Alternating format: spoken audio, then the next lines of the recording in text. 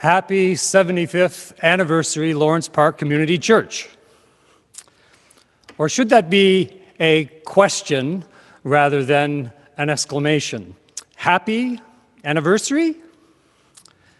I'll be honest with you, it's kind of hard to know where to begin, but let me at least begin by saying that it's still a real honor and a cherished privilege to be here in this space today, even as those of us who are in this space are strictly physically distancing and wearing our masks as appropriate, and even as very few of us can gather these days. Even if we can't physically be with all of you, it's still good to be gathering. I don't know about you, but these days I find myself longing for, of all things, a good old-fashioned in-person church coffee hour. Nevertheless, knowing that you are tuning in still provides a real sense of comfort and a palpable sense of excitement to our celebrations today. In anticipation of today, I dug through some dusty old banker's boxes at the back of my office closet, where I found some delightful artifacts, including the 1995 50th anniversary edition of this congregation's photo directory. I'd show you my picture, but I'm afraid you'll just laugh at my hair. And then there's my favorite, the 50th anniversary tea towel titled "We Are the Church," on which we and all the children drew our self-portraits. Look, there's Mark in the red circle on the left. And in a kind of ecclesiastical version of Where's Waldo, there's the baby Jesus on the right, and there's Moses too on the left. I also found a VHS videotape of the 50th anniversary worship service held on Sunday, November 26, 1995. But of course, I no longer own a VHS machine, so I had to have it transferred to DVD to remind myself what went on. Here is a grainy screen grab of the opening processional hymn shot from the balcony in the former sanctuary. That's me on the left in the aisle, wearing an ill-fitting alb next to my dear colleague, Dr. Lillian Perigo. In the sermon that both Lillian and I shared on that day 25 years ago, we each recounted some of the hopes for the year 2020 that were gathered from the children of the church school. Things like a world with no garbages, and this seemingly unimaginable dream at the time, I hope the Raptors will win a championship. And also poignantly, that endangered animals will still be here. In my portion of the sermon for that occasion, I said the following. Now, forgive me, you know you're becoming a dusty old professor when you start quoting yourself, but in any case, here goes. Perhaps the list of endangered species should include that curious creature known as the Christian. Since we're all here today, let's mark a certain day on our calendars right now as an act of faith. Our 75th anniversary service of worship will be held on Sunday, November 22nd, 2020. Be there. Tickets for the virtual reality dinner and dance are on sale today at the coffee hour. Who could have imagined that we'd be having a virtual reality anniversary service 25 years later? Now, it's become common to speak of this kind of experience we are having today as a form of virtual church, in contrast to real church. And that's true as far as it goes, for we do miss so very much the embodied experience of physically gathering together.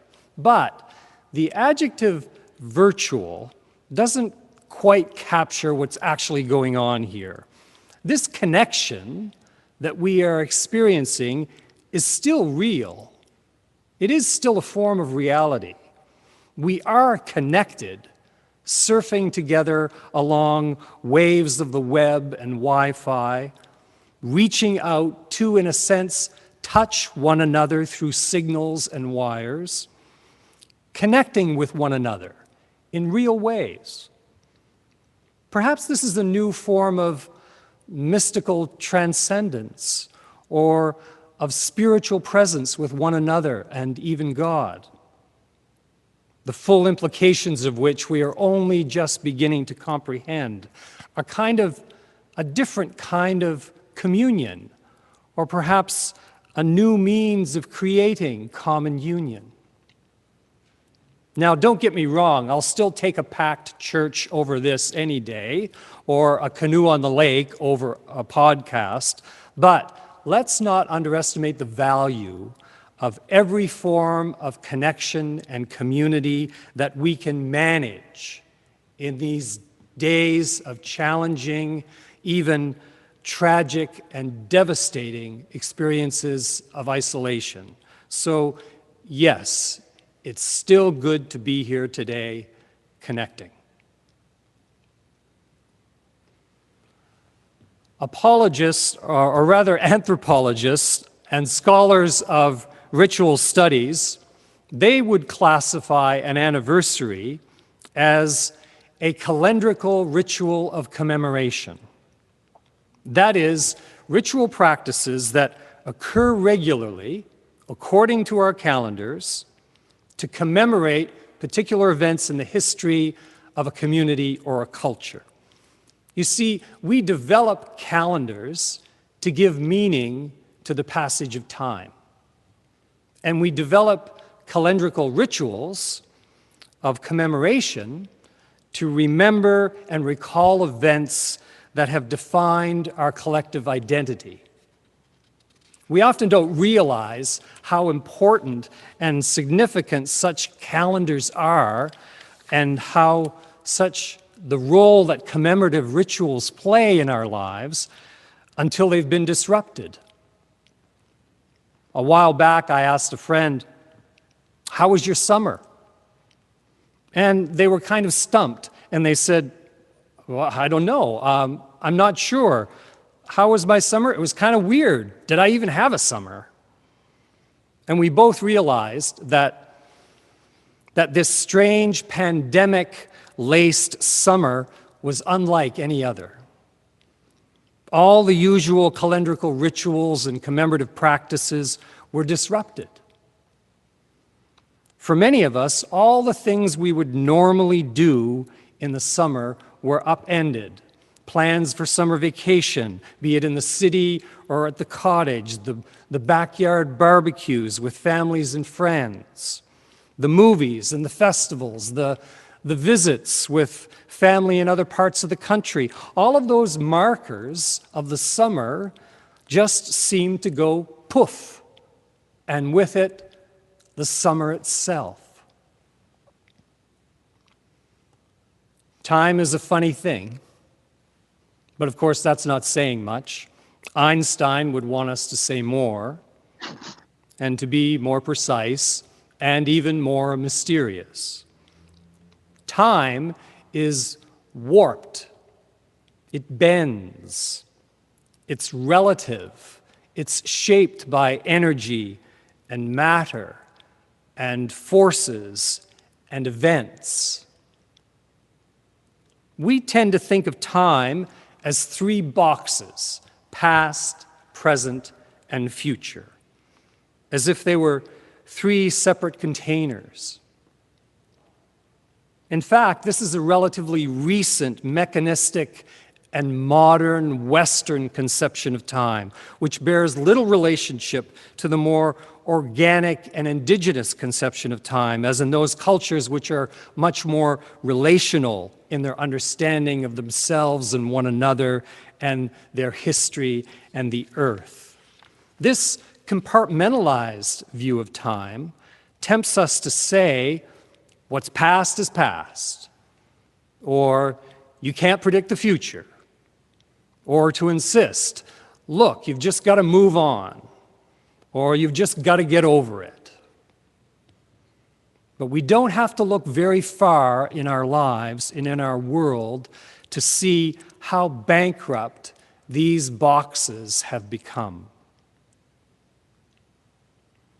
There are moments when our past catches up with us, overtakes us, when the experience of our past is changed, when we experience how our present has gotten bent out of shape and warped by the forces of our past, so much so that we have to go back to attend to the past in order to have an acceptable present, let alone a viable future.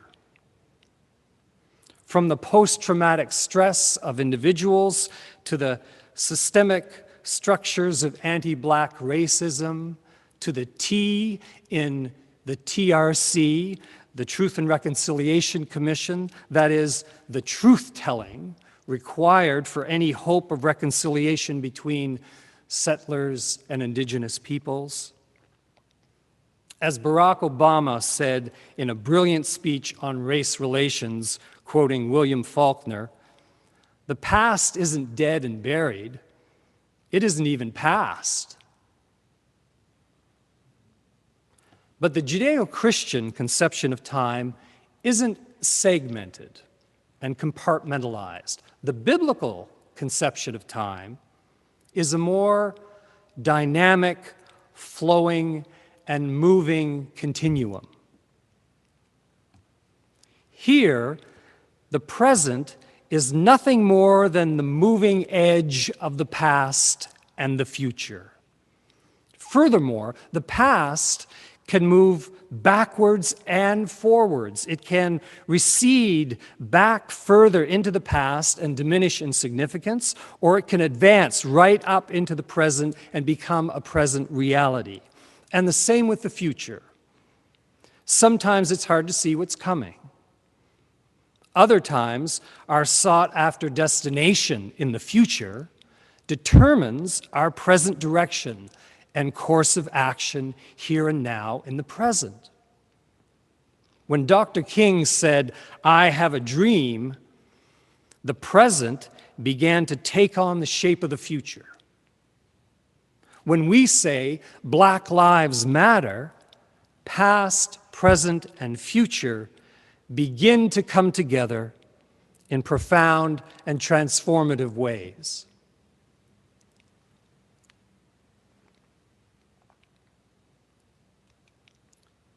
Which brings us to the parables of Jesus. Did you think we'd ever get there?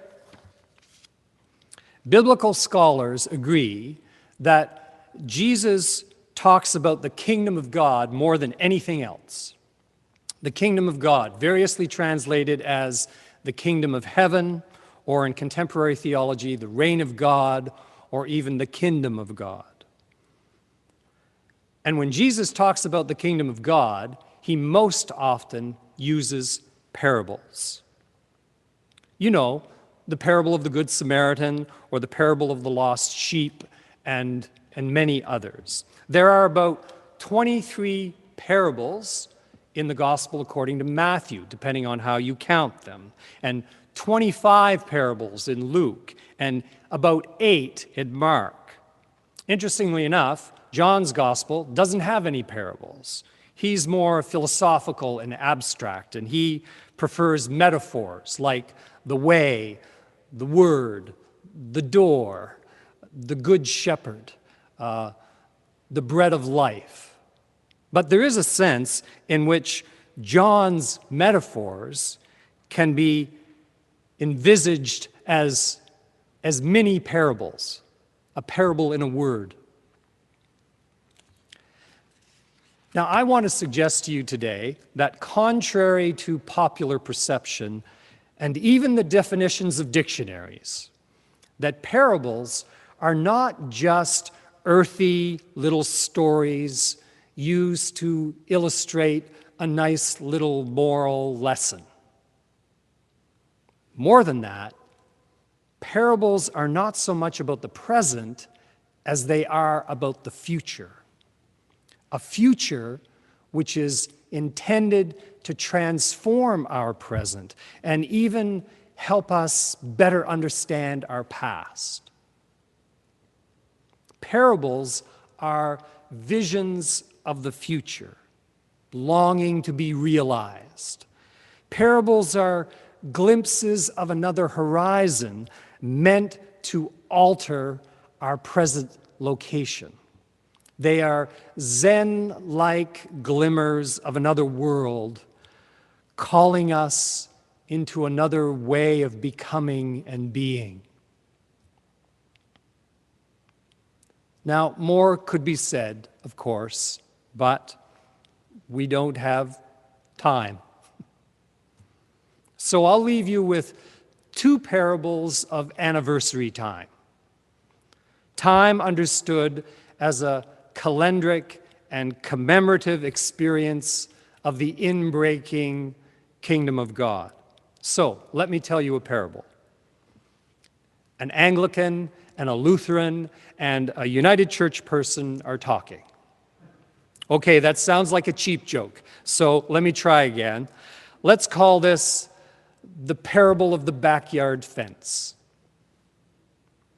The kingdom of God is like an Anglican, a Lutheran, and a United Church person having a conversation over the backyard fence in 1943 in a neighborhood called Lawrence Park.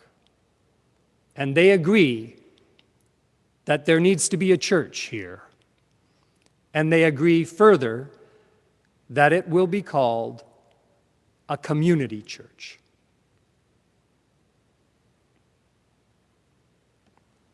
And let me tell you another parable.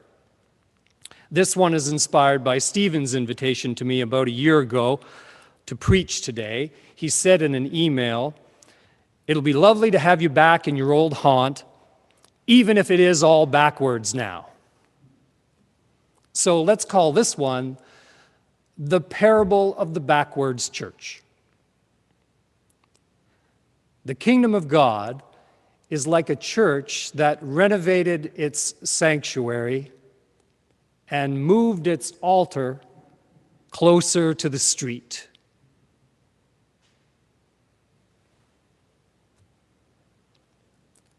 May it be so. Happy anniversary.